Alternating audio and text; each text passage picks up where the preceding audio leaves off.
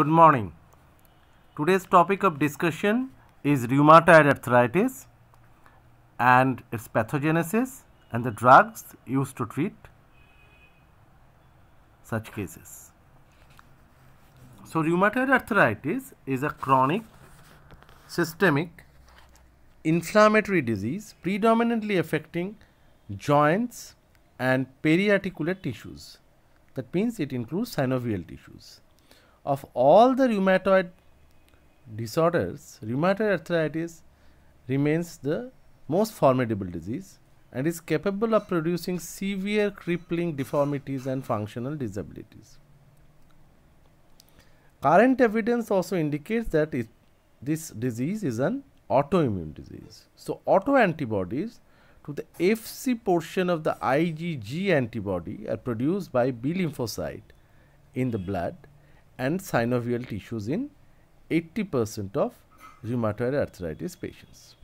High titers of serum rheumatoid arthritic factor, that is called RA factor, typically of the IgM isotype, are associated with more severe joint disease with extra-articular manifestations.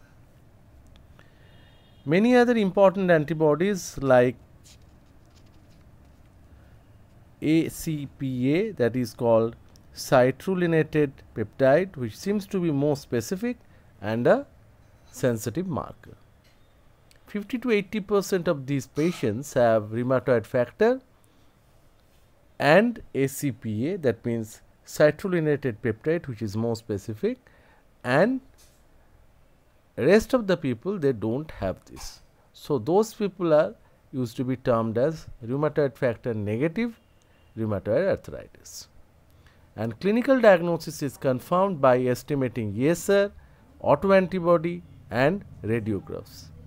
So, antibodies are detected usually years before the onset of the disease. It is occurring more in females. Its symptoms usually last for more than 6 weeks and then it's coming under the category of this rheumatoid arthritis. Morning stiffness is usually more than 1 hour, which is very common, and rest of the things I have discussed. So, the classification criteria of rheumatoid arthritis is basically divided into 4 major categories: joint involvement, serology, acute phase reactance and duration of symptoms. Now, on the basis of that, the scoring system has been developed, like duration of symptom. If it is more than 6 weeks, they are giving a score of 1. Similarly, if there is in serology low positive rheumatoid factor or low positive anti-citrulline factor or citrulline peptide, they are terming it as, giving a score of 2. If 4 to 10 small joints are involved, they are giving it a score of 3. So, if the summation of all these scores is more than 6, it is suggestive of rheumatoid arthritis.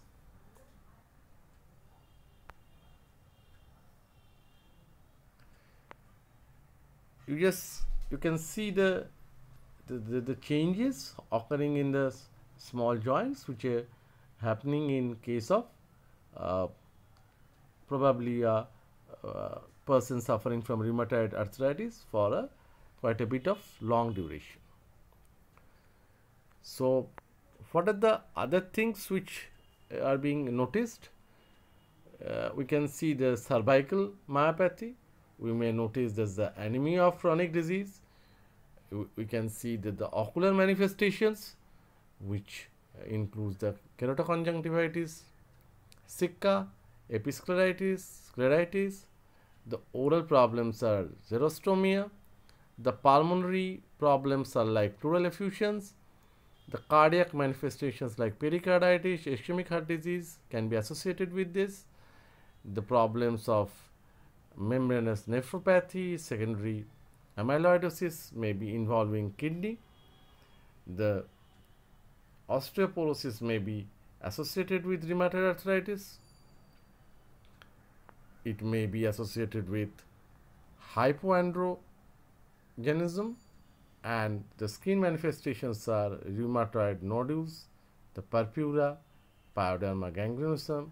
So all these are the clinical manifestations of rheumatoid arthritis. Now, when we are talking about pathophysiology, you can go through these slides and you can understand it pretty clearly. But I am just trying to summarizing the thing briefly in my own language. So, this is basically a clinical syndrome with many disease subsets. It comprises three basic interrelated pathological processes. The first one is inflammation, the second one is synovial proliferation, and the third one is joint tissue destruction. The focus of rheumatoid arthritis is the synovial lining. Rheumatoid arthritic factor containing immune complexes found in the joints activate the pathological process. The earliest lesion is the vasculitis, that is an inflammation of small blood vessels. The inflammation causes edema of the synovium and infiltration with mononuclear cells, as well as macrophages, lymphocytes and plasma cells. There is intense local production of IgG antibody by the plasma cells. The activated macrophages, lymphocytes, fibroblasts produce a variety of cytokine factors that promote further synovial proliferation and inflammation. Tumor necrosis factor TNF alpha produced by activated macrophage like synoviocytes exerts powerful effects on the immune system, and it's including induction of pro-inflammatory mediators, synovial fluid in rheumatoid arthritis may contain prostaglandins, mainly PGE2. We will discuss it later. Leukotriene B4, TNF alpha, interleukins and other cytokines. Nowadays we are trying to believe that monokines like interleukin 1 and interleukin 6 as well as the TNF alpha are the central mediators of active rheumatoid process. So, joint damage occurs early in the course of rheumatoid arthritis. Fibroblasts like synoviocytes invade the cartilage. Osteoclast activation is considered to be a key event in bone destruction. So, let us go to the next slide.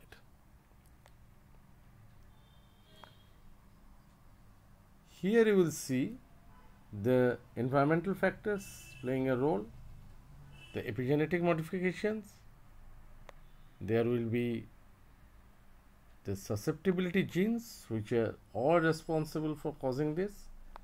This is ultimately altering the post-transcriptional regulation and self-protein circulation.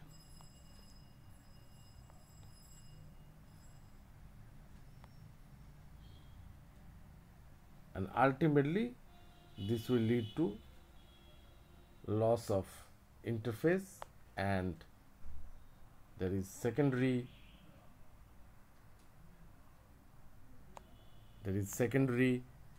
lymphoid tissues. The autoantibodies are produced and it leads to transition to arthritis. So, this is basically the pathophysiology, and ultimately the whole thing will lead to synovitis, structural damage, and the conditions will be depicted here under. Now, when we are looking at this, we know there is activated Th1 cells which will ultimately activate the macrophages from their interleukin 1 and TNF alpha, also the interleukin 6. These factors are there. They will increase the activity of osteoclast and fibroblast, which will produce metalloproteinase and collagenase. From here, we will also see the release of other pro-inflammatory cytokines and chemokines. So, both these factors, the collagenase and the cytokines, will ultimately lead to this destruction of bone and cartilage. Now, to prevent the activation of Th1, we are using immunosuppressants. So, this is one group of drug used in rheumatoid arthritis. We are using glucocorticoids, which are going to suppress the action of macrophage. We are using anti-TNF agents, so those are blocking at this step, and we are also using disease modifying agent against rheumatoid arthritis disease, that is preventing the destruction of bone and cartilage. So, these are our target sites where we will target and try to minimize the problem of rheumatoid arthritis. As it's an autoimmune condition, it's very important to say it is not a curable condition. It is basically a condition which should be under maintenance. So, maintenance therapy is responsible to take control of the whole disease spectrum called rheumatoid arthritis. So, as an undergraduate student, when you look at the drugs which are which you have to remember to give as a first line drug, so those drugs which will relieve symptoms, and those are glucocorticoids and non-steroidal anti-inflammatory drugs, which we will discuss on Monday. And the other ones is basically which is preventing the cartilage damage, the synovial cartilage damage, and those are DMARDs, that means disease modifying agent against rheumatoid disease. Those drugs are methotrexate, hydroxychloroquine, infliximab, which is basically a monoclonal antibody. So, these are the drugs which are basically used in rheumatoid arthritis. Now, anti-inflammatory drugs will come to DMARD later. Anti-inflammatory drugs or NSAIDs and glucocorticoids. These are the two drugs which are having action against this. Their action is basically by inhibiting, the NSAIDs are acting by inhibiting prostaglandin synthesis. Whereas the glucocorticoid, they are not only inhibiting the prostaglandin synthesis, they are also having some kind of immunomodulatory activity. These two groups, the glucocorticoid and NSAIDs, act rapidly. They will relieve pain, control inflammation. They just help to improve and maintain joint function. However, they do not halt the underlying destructive process. So, they are not the specific drug, rather they are just a supportive drug, or they will just tackle the initial phase of problem, or the initial phase of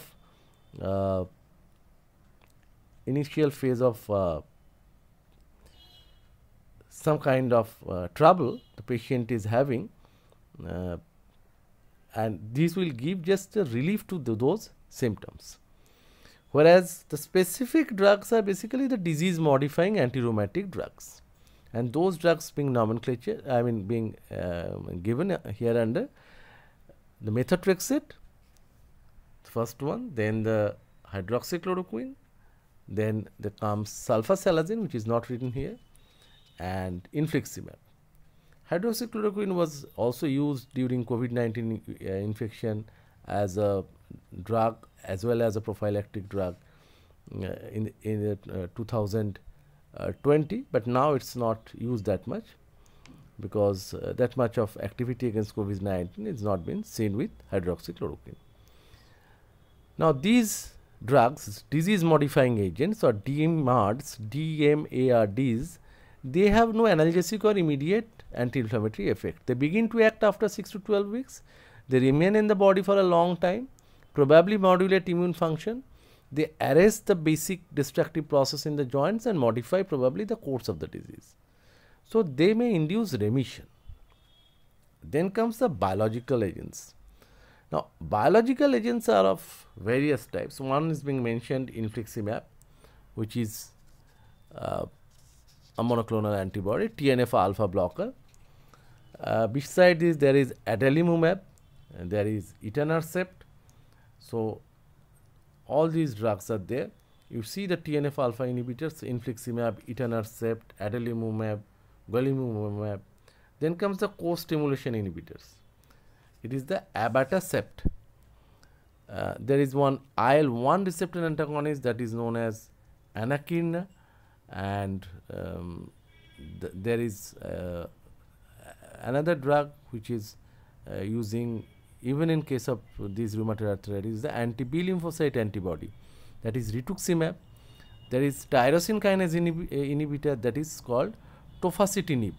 So all these are biological agents, and these biological agents, they have now playing a huge role in controlling these kind of disease process. So the DMARDs, the synthetic and the biologicals, the targeted therapy, the conventionals are the methotrexate, hydroxychloroquine, sulfasalazine, leflunomide. The targeted therapy is a tofacitinib, and tofacitinib is basically a tyrosine kinase inhibitor. This is a tyrosine kinase inhibitor, and these are all biologicals. These are all biologicals, TNF alpha inhibitors, infliximab, etanercept, adalimumab, golimumab, co-stimulation inhibitor like abatacept, IL-1 receptor antagonist like anakinra, and the CD20 inhibitor, that is the B lymphocyte inhibitor rituximab. So these are in brief about the drugs which are used in rheumatoid arthritis. Now, anti-inflammatory analgesics, they have a these drugs are symptomatically relieving the pain, decrease the swelling, and help to improve the joint movements. But no NSAIDs, non-steroidal anti-inflammatory drugs like aspirin, like ibuprofen, is consistently more effective than any other. But some patients may not tolerate a particular drug. Aspirin is required to be given in the dose of 3 to 5 gram daily to maintain therapeutic blood levels of 20 to 30 mg/cent. Now, these are useful. Such high doses may cause the GI side effects, adverse drug reactions like peptic ulcer. So you have to also give pantoprazole like drug to prevent those kind of adverse drug reactions.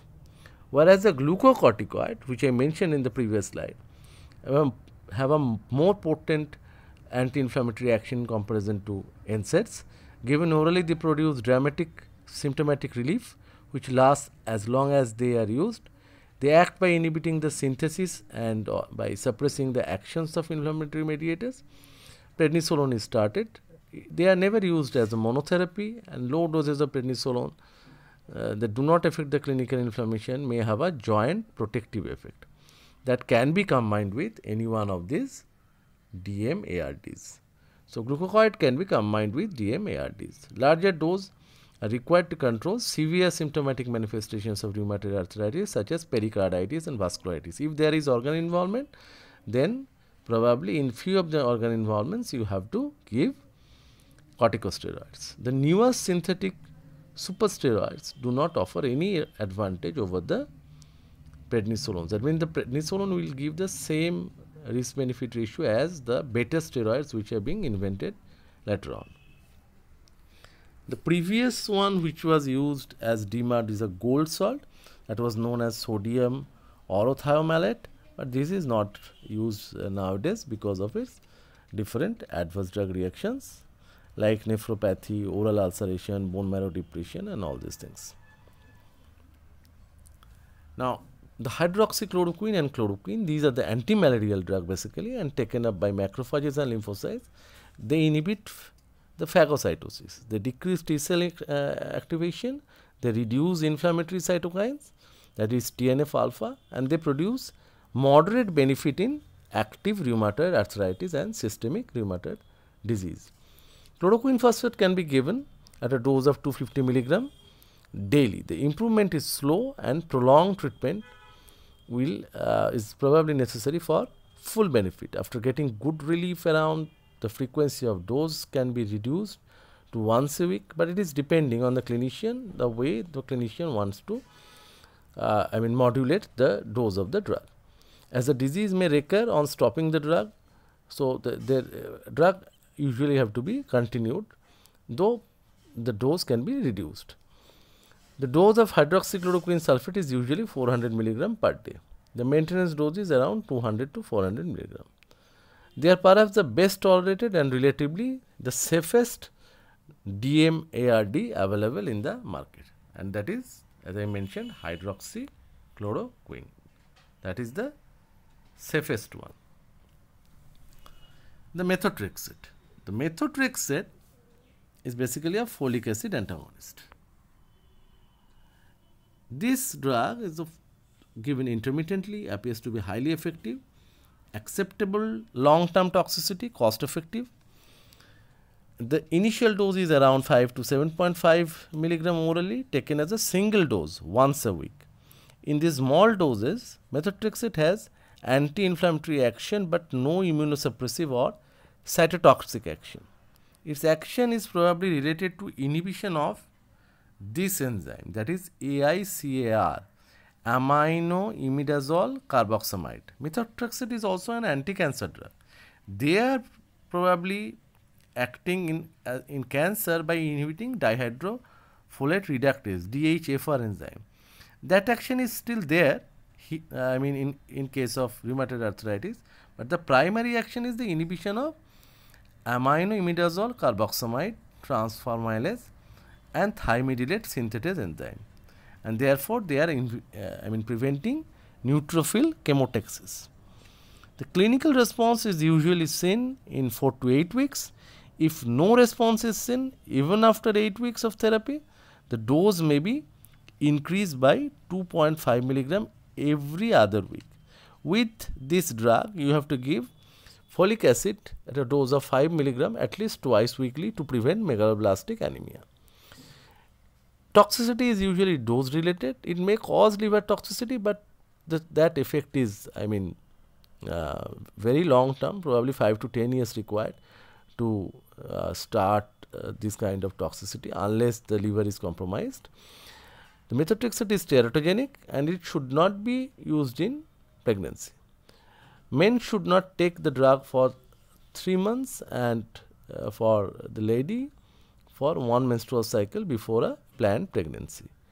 It should also be avoided in patients with significant renal dysfunction. So, these are the things which you have to remember, and remember the mechanism of action of methotrexate. This is the main enzyme which is inhibited. So, this one is inhibited, formation of adenosine accumulation, the purine biosynthesis. Then comes the thymidylate synthetase. This enzyme is also inhibited. So, this will prevent thymidylate synthesis, and also its main action as anti-cancer drug, where it's preventing or it's blocking dihydrofolate reductase enzyme. Sulfasalazine is a drug which is used usually in ulcerative colitis. The mesalamine component of sulfasalazine inhibits pro-inflammatory cytokines, immunoglobulin, COX and lipoxygenase, and thus exerts anti-inflammatory action. Sulfapyridine is usually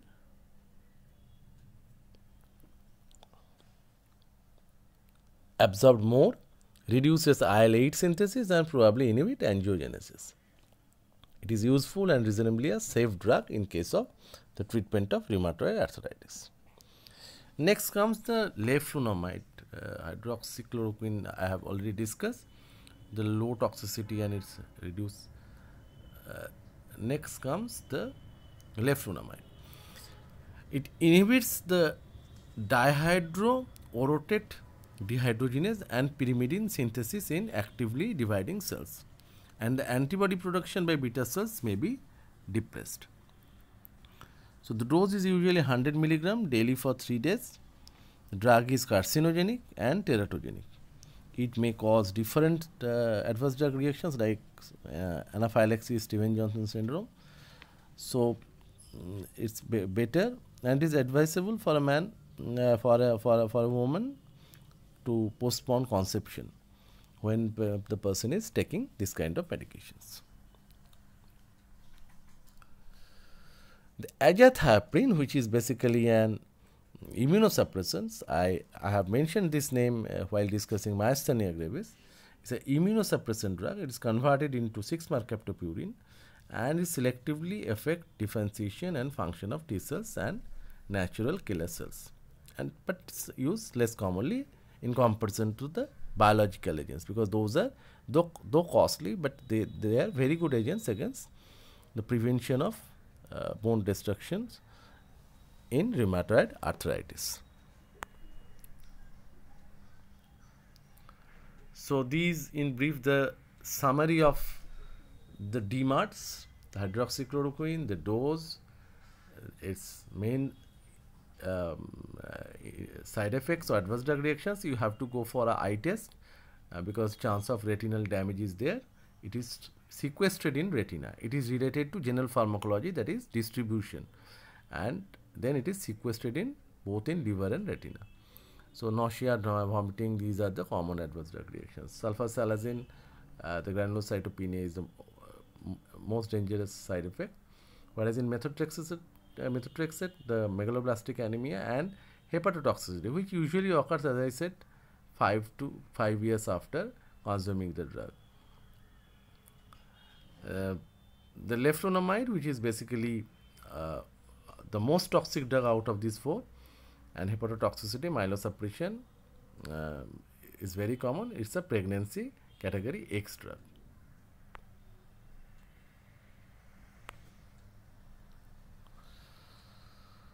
So these are the different biologicals which we are going to use. There are the role of TNF alpha inhibitors. There are the roles of the other biological agents, IL-1, IL-6 inhibitors, the B cell, antibody inhibitors like rituximab, the drugs like infliximab. So all these drugs are useful in the treatment of rheumatoid arthritis.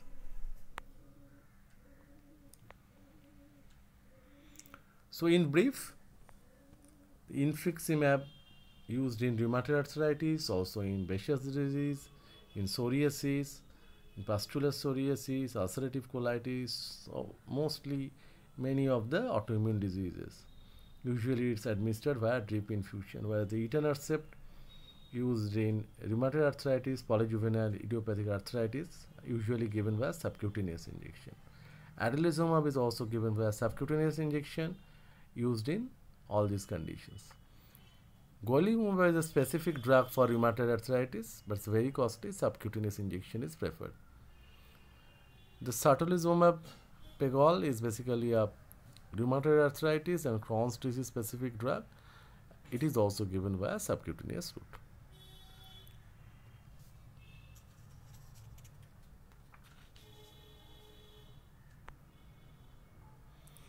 There are some other biologicals like anakinra, which is the IL-1 receptor inhibitor used in rheumatoid arthritis. IL-6 inhibitors are tocilizumab, which is used in rheumatoid arthritis and few other conditions.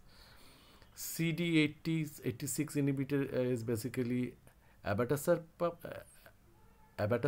which is basically used in rheumatoid arthritis, whereas CD20 inhibitor rituximab, which is basically a B cell antibody